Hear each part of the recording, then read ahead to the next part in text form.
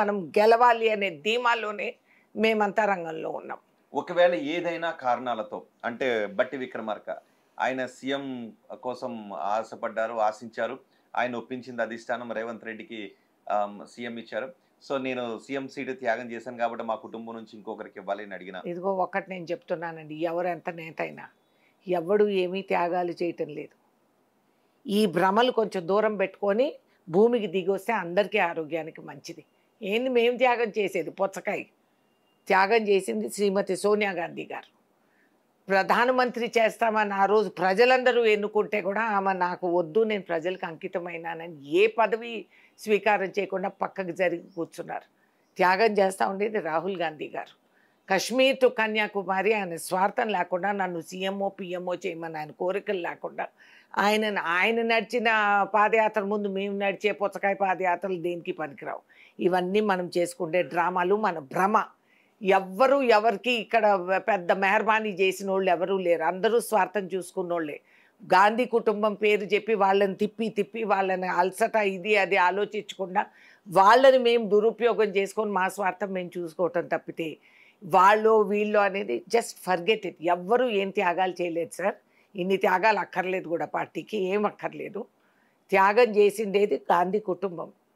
నడి బజార్లో ఊపిరి వదిలేసింది స్వర్గీయ రాజీవ్ గాంధీ గారు.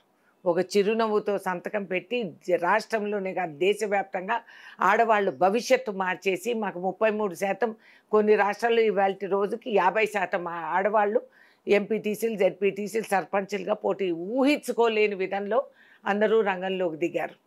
వారు త్యాగం చేశారు. ఇందిరమ్మ త్యాగం చేశారు. ఎస్, ఈ దేశానికే గ్రీన్ రెవల్యూషన్.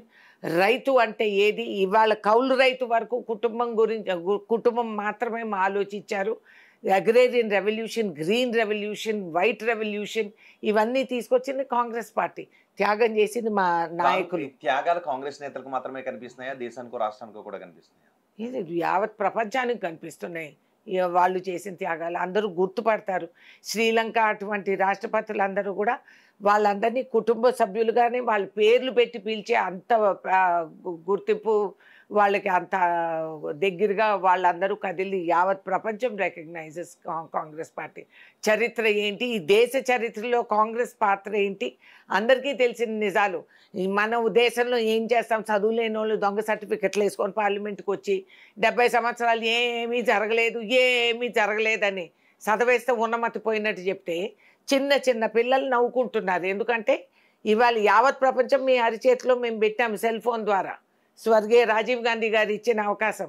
ఇవాళ నువ్వు గూగుల్ కానీ సఫారీ కానీ టింగుమని కొట్టుకుంటే నీకు యావత్ ప్రపంచం అన్ని న్యూస్లు తెలుస్తాయి. కానీ కొంతమంది పార్లమెంట్కి చేరతారు న్యూస్ తెలియని వాళ్ళు, చదవలేని వాళ్ళు. చదవకుండా 70 సంవత్సరాలు ఏమీ జరగలేదు అని ప్రచారం చేసి దుష్ప్రచారం దేశంలో వాళ్ళ దేశ రాజకీయాలకు వద్దాం. ఫస్ట్ ఖమ్మం రాజకీయాల గురించి మనం ఇంకొంచెం మాట్లాడుకోవాల్సిన అవసరం ఉంది. చెప్పండి. ఖమ్మం టికెట్ ని మీరు త్యాగం చేయాల్సి వస్తే, లేదు త్యాగం చేయమని అడిగితే వదులుకోవాల్సి వస్తే మీరు కాంగ్రెస్ పార్టీలోనే ఉంటారా? అయ్యో దేవుడా, ఇదేం ప్రశ్న అండి? ఏంటా ప్రశ్నలు?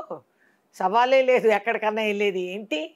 కాంగ్రెస్ పార్టీ ఒక సీటు, నేను త్యాగాలు ఏం చేయటం లేదు, అది కాంగ్రెస్ సీటు కాబట్టి కాంగ్రెస్ పార్టీని గెలిపించాలని చెప్పినప్పుడు గెలిపించుకుంటాం, ఎవరన్నారా అని. రేణుకా చౌదరి గారు, నేను అడిగింది మీ గెలుపు కాకుండా మీరు మరొకరి గెలుపుకు అక్కడ ప్రయత్నం చేయాల్సిన పరిస్థితి వస్తే చేయాల్సిందే. దాంట్లో అనుమానం ఏంటి? రెండో ఆలోచన ఏంటి? కంపల్సరీగా చేయాల్సిందే. ఇన్ని సంవత్సరాలు నేను అక్కడ గెలిచినా ఓడినా జిల్లాను వదలకుండా జిల్లా అభివృద్ధికి కట్టుబడిగా ఉన్నదాన్ని ఒక్క స్వార్థం పై నాకు రాలేదు కాబట్టి నేను చెడగొడతాననే మనస్తత్వం నాది కాదు అని నేను అనుకుంటే, ఏదన్నా ఉంటే గల్లా పట్టుకొని సూటుగా సవాల్ వేసి అవసరం వస్తే ఒకటి లాగి కూడా వేస్తా. కానీ ఈ కుట్రలు ఈ కుతంత్రాలు నాకు అలవాటు లేదండి. కొంచెం నా జాతకంలో ఆ స్టార్ తప్పిపోయింది కాబట్టి ఈ కుట్రలు కుతంత్రాలు ఆలోచనలు ఇవి నాకు రావు. ఓ ఎందుకు లేవు, రాజకీయాలంటే ఉంటాయి కంపల్సరీగా. ప్రధాన కుట్రదారుడు ఎవరు? చాలా మంది ఉన్నారు. వాళ్ళు ఇంకా కుక్కిన పేరులాగే నోరిప్పి మొరగలేరు, మాట్లాడలేరు. కాంగ్రెస్ లోనే ఉన్నారు. ఎందుకు ఉండరు? జిల్లాలోనే ఉన్నారు. Of course. అధికారంలో ఉన్నారా? మంత్రి పదవుల్లో ఉన్నారా? ఏమో. పొంగులేటి శ్రీనివాసరెడ్డిని కాంగ్రెస్ లోకి రాకుండా అడ్డుకున్నారు. బట్టి విక్రమార్క పాదయాత్ర చేసేటప్పుడు మీరు పూర్తి స్థాయిలో సహకరించలేదు కాబట్టి ఇప్పుడు వాళ్ళు మీకు సహకరించే అవకాశం లేదు అని ఒక చర్చ జరుగుతుంది. ఇది వీళ్ళు టీవీ సీరియల్ రాసుకుంటా పోతే మీకు మంచి ఫ్యూచర్ ఉంటుంది మీడియా వాళ్ళకి.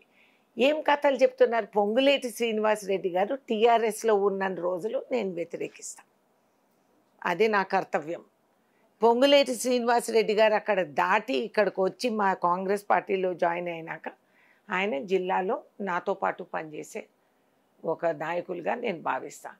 పొంగులేటి శ్రీనివాసరెడ్డి గారు వచ్చిన కాడ నుంచి ఆయన అహంకృషి చేసి కాంగ్రెస్ పార్టీని బలపరిచే విధానాలు ఆయన ప్రయత్నిస్తున్నారు, పరిశీలిస్తున్నారు.